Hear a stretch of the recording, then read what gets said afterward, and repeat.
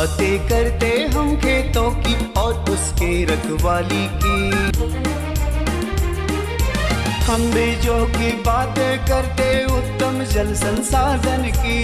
हम तकनीकी बातें करते फसलों के उत्पादन की। हर किसान का सपना सच हो जीवन सुखद बनाने को। गाँव-गाँव के हर आंगन का प्यारा सा ही दर्शन।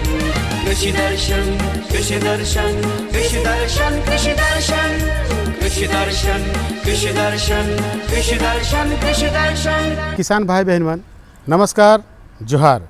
कृषि दर्शन कार्यक्रम में रौरमन के बहुत बहुत स्वागत है।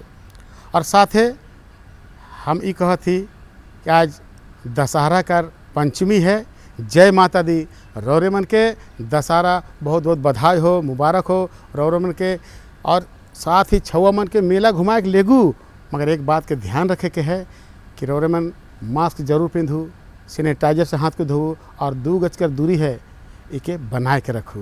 तो चलू अपन कार्यक्रम के आगे बढ़ा थी। किसान भाई बहन कार्यक्रम आगे बढ़ाए कर आगे चलू हमारे देखा थी कृषि समाचार। नमस्कार, कृषि समाचार में आपका स्वागत है। मैं हूं अर्चना। आइए देखते हैं आज कृषि समाचार में क्या है खास। समेकित बिरसा ग्राम योजना द्वारा राज्य के गांव होंगे समृद्ध। किसानों के विकास के लिए कई प्रकार के कार्यक्रम चलाती है आत्मा। दवा छिड़काव के काम को आसान करता है बैटरी चालित स्प्रेयर। राज्य के किसानों की तरक्की और गांवों की समृद्धि के लिए चलाई जा रही योजनाओं में सरकार की एक बहुत ही महत्वाकांक्षी योजना है समेकित बिरसा ग्राम योजना, जिसे बिरसा ग्राम योजना भी कहा जाता है। विशेषकर गांवों की समृद्धि इस योजना को कारगर माना जा रहा है। राज्य में संस्था आत्मा कृषि और किसानों के विकास के लिए कई तरह की कार्यक्रम चलाती है, जिसका लाभ यहाँ के किसान उठा सकते हैं। इन कार्यक्रमों में प्रमुख रूप से किसानों को खाद, बीज और कृषि यंत्रों का वितरण, किसान क्रेडिट कार्ड मुहैया कराना, इसके अलावा अन्य कार्यक्रमों को आयोजन जैसे प्रशिक्षण, परिरक्षण, परिभ्रमण, प्रत्यक्षण, कृषक पाठशाला, कृषि वैज्ञानिकों और किसानों की गोष्ठियों का आयोजन इत्यादि प्रमुख रूप से है। किसान अपनी आवश्यकता अनुसार इन कार्यक्रमों द्वारा लाभान्वित हो सकते हैं।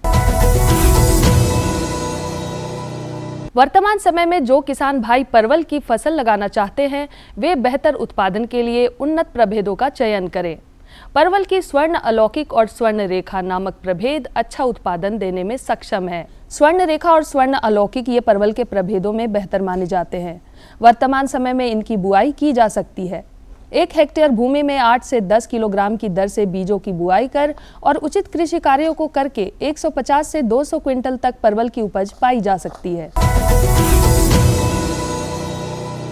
यदि भिंडी की फसल में फली छेदक कीट का प्रकोप हो, तो हमारे कृषि विशेषज्ञों की राय है कि रासायनिक दवाओं के बजाय जैविक दवाओं का प्रयोग करना बेहतर साबित होगा। कृषक बंधु भिंडी के फली छेदक कीटों के नियंत्रण के लिए नीम आधारित कीटनाशक का प्रयोग कर सकते हैं। ये फसल की सेहत और हमारे सेहत के लिए भी बेहतर है। फसलों पर विभिन्न प्रकार के तरल दवाओं का छिड़काव आमतौर पर कृषकों को करना होता है। दवा छिड़काव के कार्य को बेहतर तरीके से करता है ये बैटरी चालित स्प्रेयर। ये स्प्रेयर तरल दवाओं का फसलों पर उच्च दाब पर छिड़काव करता है और दवा को एक समान पूरे फसल पर फैलाता है, जिससे दवा की बर्बादी नहीं होती है। चूँकि ये यंत्र बैटरी से चलता है, इसलिए दवा छिड़कने में श्रम बिल्कुल भी नहीं लगता। इसका बैटरी रिचार्जेबल होता है। एक बार चार्ज करने पर लगभग 10 से 12 घंटे तक इससे काम लिया जा सकता है। और अब एक नजर राज्य के कुछ प्रमुख शहरों के मौसम के मिजाज पर। आज राज्य के कुछ प्रमुख शहरों के तापमान इस प्रकार दर्ज किए गए। रांची अधिकतम 34 डिग्री सेल्सियस, न्यूनतम 20 डिग्री सेल्सियस। देवघर अधिकतम 37 डिग्री सेल्सियस, न्यूनतम 19 डिग्री सेल्सियस। जमशेदपुर अधिकतम 37 डिग्री सेल्सियस, न्यूनतम 22 डिग्री सेल्सियस। मेदिनीनगर अधिकतम 35 डिग्री सेल्सियस, न्यूनतम 20 डिग्री सेल्सियस। धनबाद अधिकतम 37 डिग्री सेल्सियस, न्यूनतम 19 डिग्री सेल्सियस। कृषि समाचार में आज इतना ही। मास्क लगाना, साफ सफाई रखना, उचित दूरी का पालन करना इत्यादि कोरोना गाइडलाइन का पालन करें। संक्रमण से बचते हुए करें कृषि कार्य। अपने और अपने परिवार के लोगों को टीका अवश्य लगवाएं। साथ ही जिन्होंने टीके का बूस्टर डोज नहीं लिए हैं वे ये डोज शीघ्र लें। अगले अंक में फिर मुलाकात होगी कुछ ताज़ा तरीन खबरों के साथ। तब तक के लिए दीजिए इजाजत। नमस्कार, जोहार। कृषि समाचार में रोरेमन तकनीक कर बारे में, उपकरण कर बारे में, मौसम कर हाल कर बारे में, मंडी भाव कर बारे में और कृषि संबंधी नवा नवा जानकारी मिलत। एखन बेरा हो जाए एक छोटा सा विराम के। हम विराम के बाद घुर के आवा थी और रोरेमन की जानकारी देवा थी।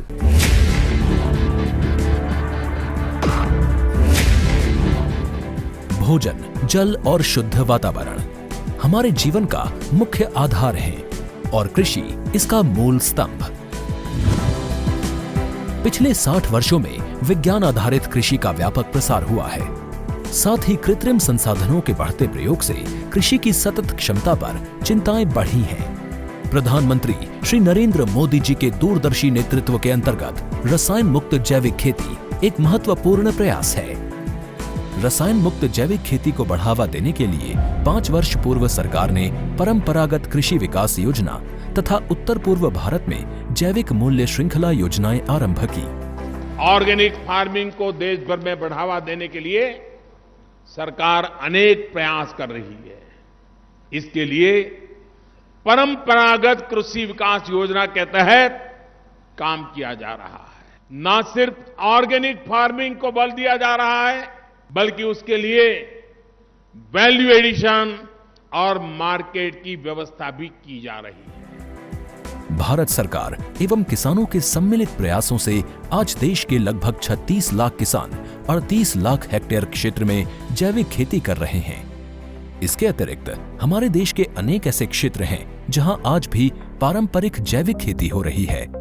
इन पारंपरिक जैविक क्षेत्रों को जैविक प्रमाणीकरण सुलभ कराने हेतु पीजीएस के अंतर्गत लाट सुदूर उत्तर में हिमालय श्रृंखला के बीच स्थित लद्दाख ने भी पूर्ण जैविक के लक्ष्य की ओर बढ़ना शुरू कर दिया है। जैविक उत्पादों को बाजार सुलभ कराने तथा किसानों की उपभोक्ताओं तक पहुंच बनाने के लिए एक समर्पित जैविक खेती पोर्टल भी बनाया गया है। जैविक खेती पोर्टल के जानकारी मंच और विपणन मंच के माध्यम से किसानों को उच्च गुणवत्ता उत्पादन तथा बाजार उपलब्ध कराया जा रहा है। आशा है देश के सभी राज्य अपने जैविक क्षेत्रों का विस्तार करेंगे और देश में जैविक कृषि क्रांति को मजबूत करने में योगदान देंगे। जैविक उत्पादों की देश और विदेशों में बढ़ती मांग तथा जैविक उत्पादों का बढ़ता बाजार, किसानों की उपभोक्ताओं तक पहुंच तथा जैविक एफपीओ द्वारा जैविक कृषि व्यापार में भागीदारी हमारे किसानों को अपनी आय बढ़ाने का अवसर दे रहा है। पिछले 5 वर्षों में जैविक कृषि उत्पादों का निर्यात दोगुने से अधिक बढ़कर 7,000 करोड़ रुपए से अधिक का हो गया है और इसमें प्रतिवर्ष 20% से अधिक की वृद्धि हो रही है। उम्मीद है पारंपरिक क्षेत्र के किसान भी इस बढ़ते बाजार से लाभान्वित होंगे और जैविक कृषि आंदोलन को आगे बढ़ाएंगे। किसानों की मुस्कान समृद्ध हिंदुस्तान की है पहचान।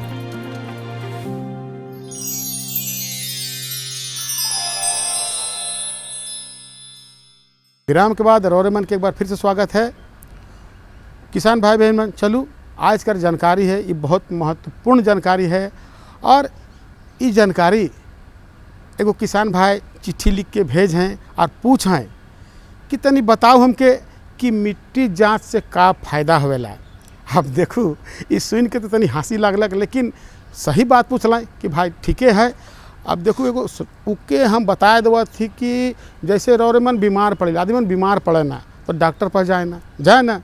अब वहाँ किस्म किस्म का जांच होवेला, जांच कर पता चलेला कि उके का बीमारी है, बीमारी कर हिसाब से दवाई मिलेला और दवाई खाए के वो स्वस्थ होवेला। तो उसने मिट्टी कर भी है, मिट्टी कर जांच होवेला, जांच के बाद पता चलेला कि कौन सा उर्वरक कर कमी है, उकर में का कमी है, जांच के बाद उके पूरा करके वो कमी के दूरी करल जाला है नहीं।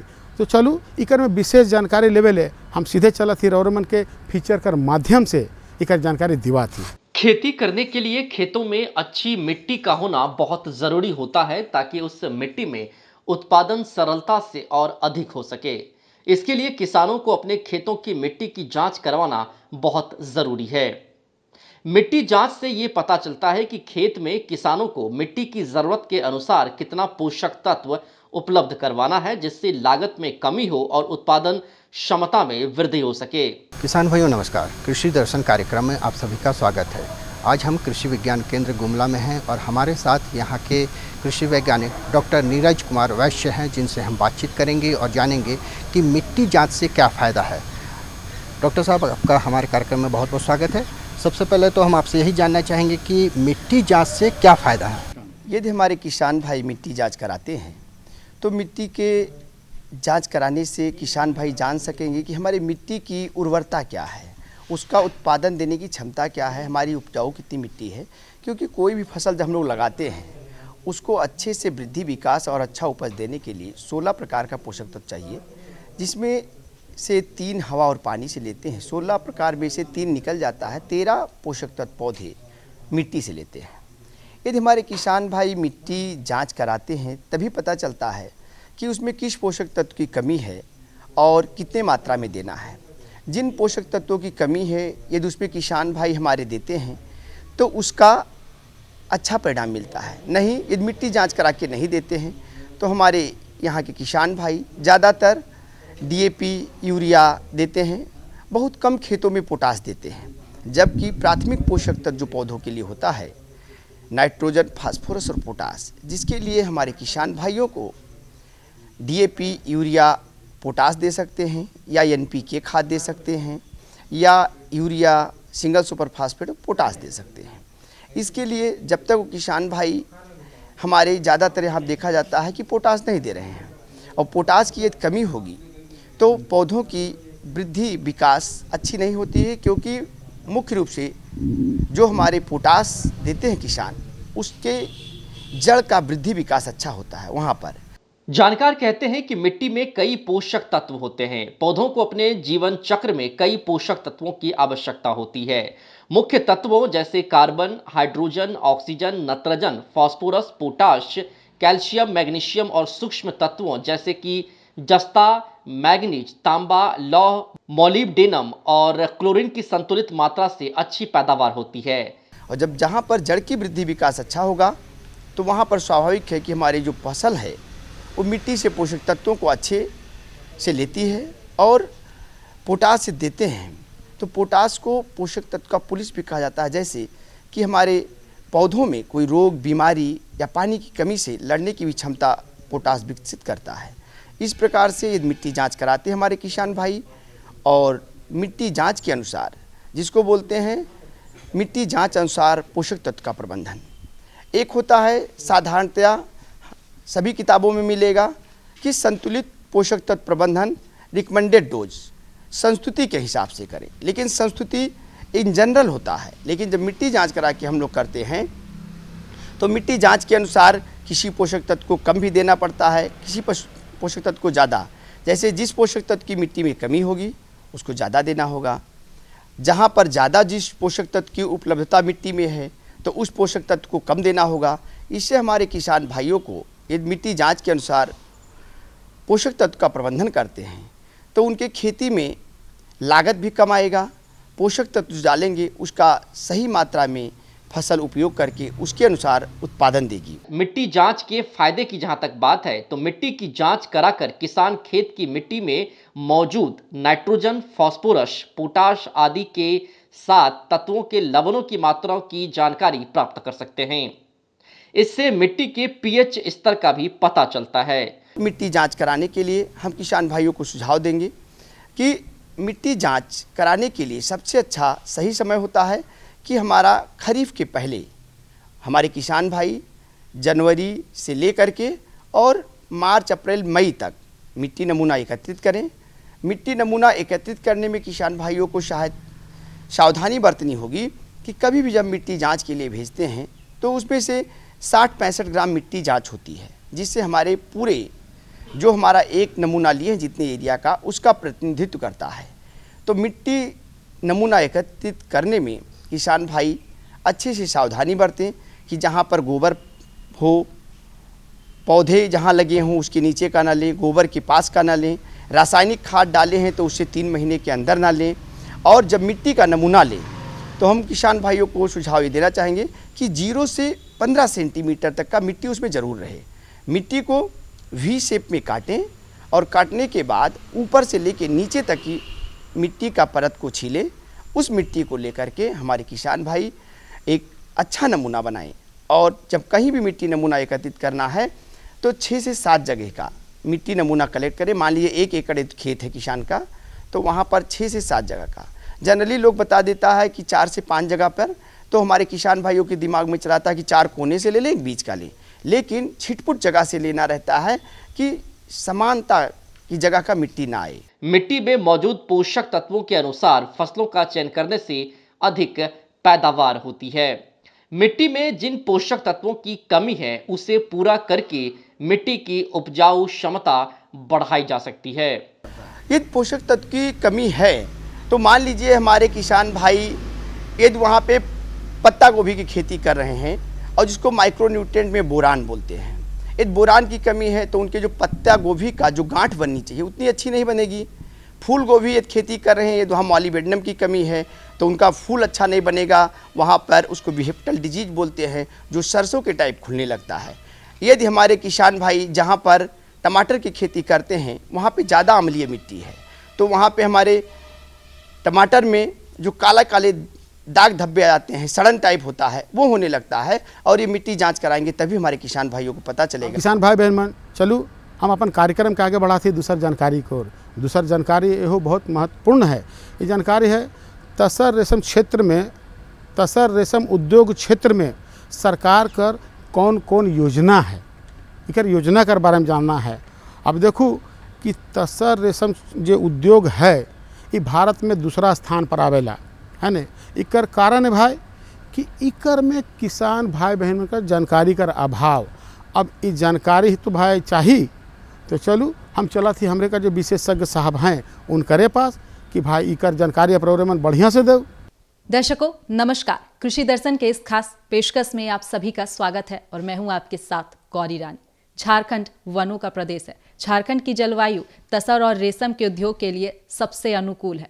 आज हम इस पर ही बात करेंगे। हमारे साथ इस वक्त बात करने के लिए एसटीओ अनिल कुमार हैं, जो कि असिस्टेंट डायरेक्टर हैं सेरिकल्चर में। सर से जानने की कोशिश करेंगे कि तसर और रेशम के उद्योग में सरकार की क्या विभिन्न योजनाएं हैं। सर, आप सभी जानते हैं झारखंड मुख्य रूप से वनों का प्रदेश है और यहाँ रेशम की खेती बड़े पैमाने पे होती है।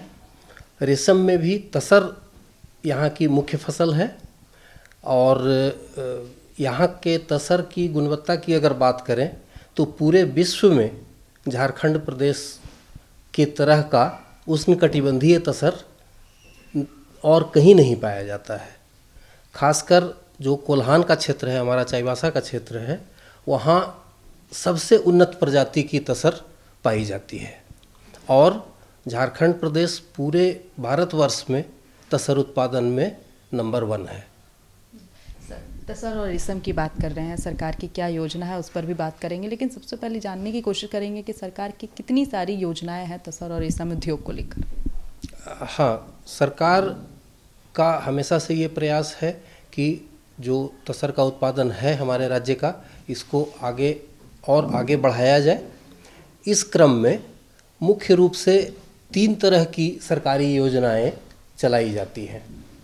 सबसे पहले जो राज्य सरकार की योजनाएं हैं जिसमें पूर्ण रूपेण राज्य सरकार की राशि सन्निहित होती है। दूसरी तरह की योजना है जो केंद्र प्रायोजित योजना है। इसमें इन योजनाओं में जो सहायता राशि होती है उनका अधिकांश भाग केंद्र सरकार वहन करती है एवं एक निश्चित अनुपात में राज्य सरकार का भी योगदान होता है।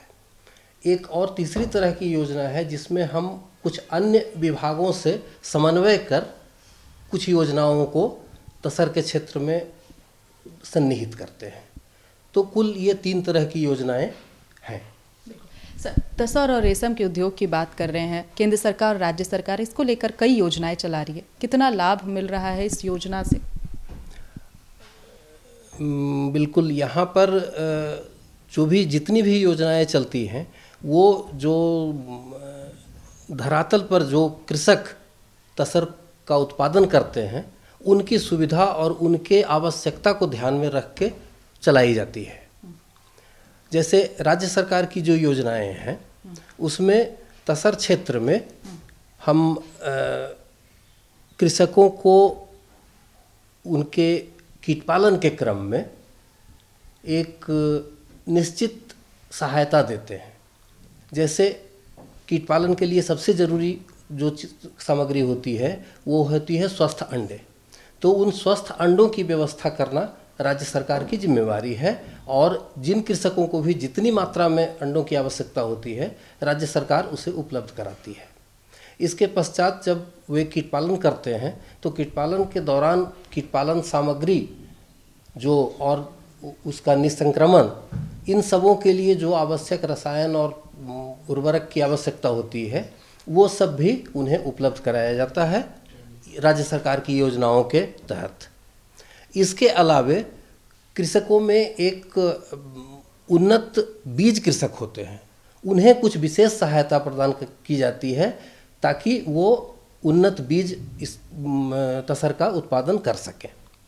फिर इससे आगे बढ़ें तो राज्य सरकार द्वारा प्रशिक्षण की योजना चलाई जाती है, जिसमें प्रशिक्षण भी 4 तरह का हमारे विभिन्न केंद्रों के माध्यम से चलाया जाता है। जो मूल केंद्र हैं, जो एक्सटेंशन सेंटर जिसको प्रसार केंद्र कहते हैं, उन प्रसार केंद्रों में कृषक प्रशिक्षण कार्यक्रम चलाया जाता है। ये प्रशिक्षण कार्यक्रम 3 से 5 दिनों का होता है, जिसमें उन्हें कीट पालन एवं बीजागार से संबंधित सारी जानकारी उपलब्ध कराई जाती है। इसके अलावे कुछ संस्थागत प्रशिक्षण भी होता है, जिसमें राज्य सरकार का एक संस्थान चाईबासा में कार्यरत है। वहाँ पे मैट्रिक के उपरांत 1 वर्ष का रेशम प्रशिक्षण दिया जाता है। इस प्रशिक्षण को प्राप्त कर जो राज्य के युवा हैं उन्हें स्वरोजगार का अवसर मिलता है। इससे ऊपर रांची के नगरी में केंद्रीय रेशम बोर्ड का एक प्रशिक्षण संस्था है, जिसमें राज्य सरकार की ओर से प्रति वर्ष 10 स्नातकोत्तर डिप्लोमा का पाठ्यक्रम चलाया जाता है और उस 10 सीट के लिए राज्य सरकार उन्हें अपने खर्चे पे उस प्रशिक्षण में भेजती है। एक चौथे तरह का प्रशिक्षण केंद्र हमारा हेहल में कार्यरत है, झारखंड रेशम विकास संस्थान के रूप में, जहाँ पे राज्य सरकार के कर्मियों को रिफ्रेशर ट्रेनिंग समय समय पर उपलब्ध कराया जाता है, ताकि जो इस दिशा में जो नवीनतम जानकारी उपलब्ध हो रही है वो उन तक पहुंचाया जा सके। बिल्कुल सर, बहुत सारी आपने जानकारी दी कैसे ट्रेनिंग ली जाती है, सरकार की क्या विभिन्न योजनाएं हैं, लेकिन अगर हम लाभ की बात करें तो कैसे लोगों को लाभ मिल रहा है? हाँ, इसमें लाभ प्रत्येक स्तर पे हम लोग लाभ उपलब्ध कराने की कोशिश करते हैं। जैसे सबसे पहले कीट पालन के लिए पौधे की आवश्यकता होती है। झारखंड में पर्याप्त मात्रा में खाद्य पौधे, तसर के खाद्य पौधे उपलब्ध हैं। कुछ क्षेत्रों में मलबरी का भी प्रयास किया जा रहा है, जहाँ पे पौधा लगाने के लिए कृषकों को उसका सैपलिंग और खाद बीज उपलब्ध कराया जाता है। तसर कीट पालन के लिए जो वन क्षेत्र उपलब्ध है उसमें वन विभाग से समन्वय कर उसे कीट पालन के लिए कृषकों को सुलभ रूप से उपलब्ध कराया जाता है। इसमें राज्य सरकार की बड़ी महत्वपूर्ण भूमिका है। तो दर्शकों, आपने देखा तसर और रेशम के उद्योग में सरकार की जो योजना है उससे कैसे लोगों को लाभ मिल रहा है। केंद्र और राज्य सरकार लगातार योजनाओं को ला रही है ताकि आम लोग जो है तसर और रेशम के उद्योग से जुड़ सके। अब मुझे दीजिए इजाजत, नमस्कार। तो देखो, आज का जो दुयो जानकारी रोरे के मिलक दुयो बेसन है, एगो मिट्टी जांच कर हो गलक, एक तसर रेशम क्षेत्र में सरकार कर का योजना है इकर बारे में है नहीं। तो इसने जानकारी तो रोरन के लाइन के देवी ला एहो कहिला कि भाई किसान भाई बहन मन देखू रौठिन कोई जानकारी है तो हम कह देव, लेकिन ये जानकारी लेना है और देना है तो इकर वास्ते भाई पत्राचार करे के हुई। अब पत्राचार करना तो पता तो लिखे पड़ी है नहीं, तो पता के लिखू। पता है कार्यक्रम कृषि दर्शन द्वारा केंद्र निदेशक दूरदर्शन केंद्र रातू रोड रांची और पिन कोड संख्या है 834001। आज रोड में इजाजत दो, मकिल यहे दिना और यहे बेरा नवा जानकारी के साथ और उपस्थित हो। तब तक इजाज़त दो। नमस्कार, जोहार। हम बीजों की बातें करते उत्तम जल संसाधन की, हम तकनीकी बातें करते फसलों के उत्पादन की। हर किसान का सपना सच हो जीवन सुखद बनाने को, गाँव-गाँव के हर आंगन का प्यारा सा ही दर्शन। कृषि दर्शन, कृषि दर्शन, कृषि दर्शन, कृषि दर्शन, कृषि दर्शन, कृषि दर्शन, कृषि दर्शन, कृषि दर्शन।